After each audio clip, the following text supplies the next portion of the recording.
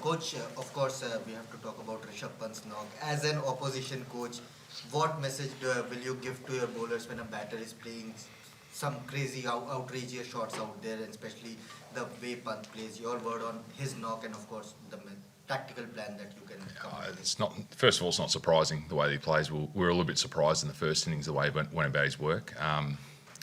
He's got an incredible ability to put pressure back onto bowlers. We're planning for that though. We'll plan leading into the summer.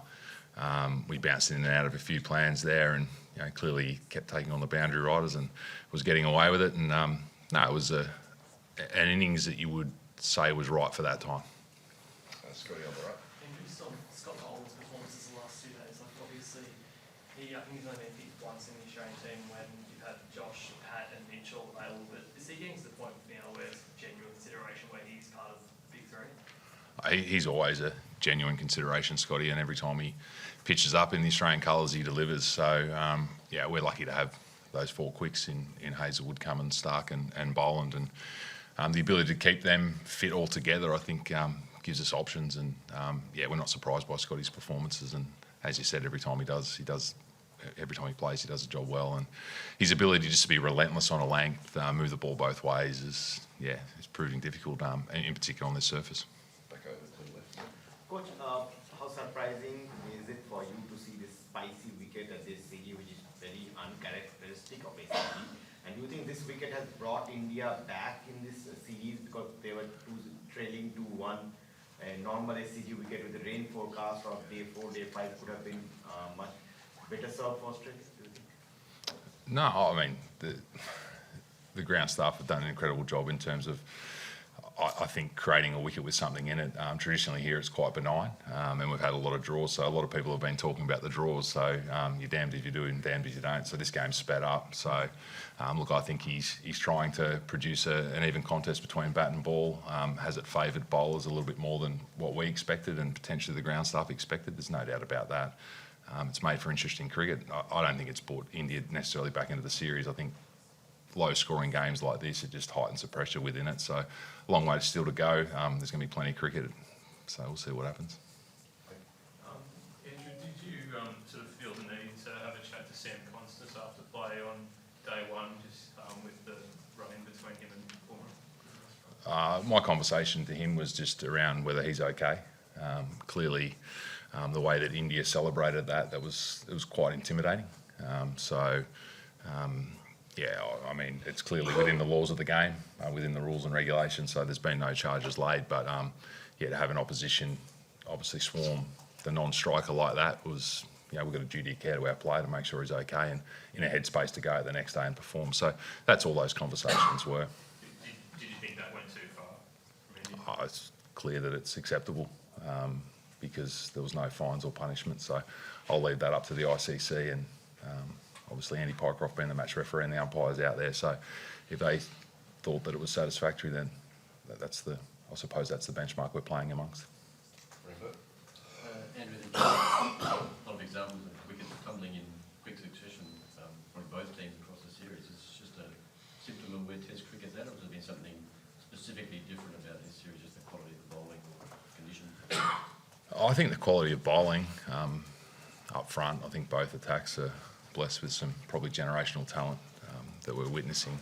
The surfaces in Australia have been like this for a period of time, so they've been difficult to bat on. There's been more seam, the bowling averages have come down and so have the batting averages. So we're not surprised by the nature of the games where a new batter coming in is always vulnerable, and we've seen that across the journey. But if you can get a partnership going, then you've shown that you can score runs on these surfaces. So am I surprised? No, the bowling attacks have dominated in this game in particular, and even the MCG was offering enough. But if you're able to apply yourself as a batter, you're able to find ways through it. Andrew, just interested if some doubt over whether Jasper at Bumrah would bowl in your 4th innings, how much would your tactics potentially change if he wasn't to bowl? I think that's more for a conversation with the Indian team.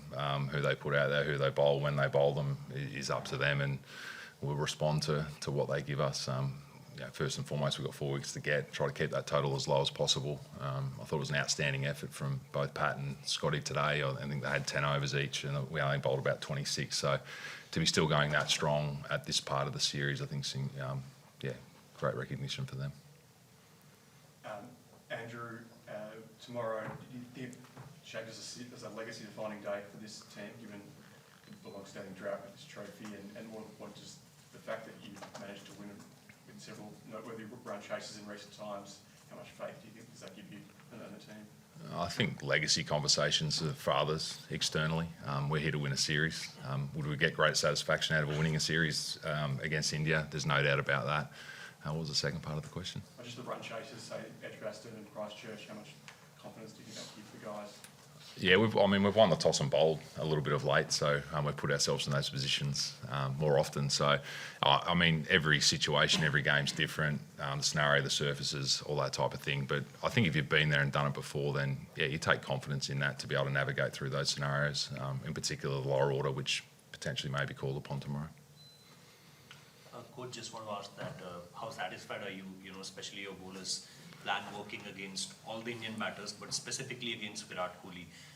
You guys knew that, how to take his wicket yesterday. Scott Boland did mention that, we all know how to get him out. How satisfied this for you? And do you think that it's really easy to get him out, this whole season? The way, No, it's never easy to get Virat out. I give full credit to the bowlers and the execution of the plan. It's one thing to have a plan, but then to be able to execute that the way that we have to Virat, to put him under immense pressure. And look, he's tried some things. He's walked out of his crease. He's tried different tactics as well. But clearly that relentless nature of, in particular, Scotty Boland in that matchup's been incredibly difficult for him to combat. But he's never an easy wicket, no. Coach, how challenging it will be to face just with Bumrah on this track, fourth innings? And if he doesn't play, like he doesn't bowl, how much massive advantage it will be for Australia if he doesn't bowl? What's the advantage? Well, clearly he's the leading wicket taker in the series, so you'd say that it would be slightly beneficial for us. He can bowl on any surface anywhere. He's a threat any time. We knew that coming into the series. He's an incredibly talented bowler, and if he wasn't to be there, then India would have to come up with a new plan. But more so on this disconcerting balls. What's that, mate? But more on this pitch, like fourth day pitch on SCG. Have you watched the rest of the series? Or he's been good. Perth, Adelaide, Brisbane, Melbourne, and Sydney's going okay as well. Andrew,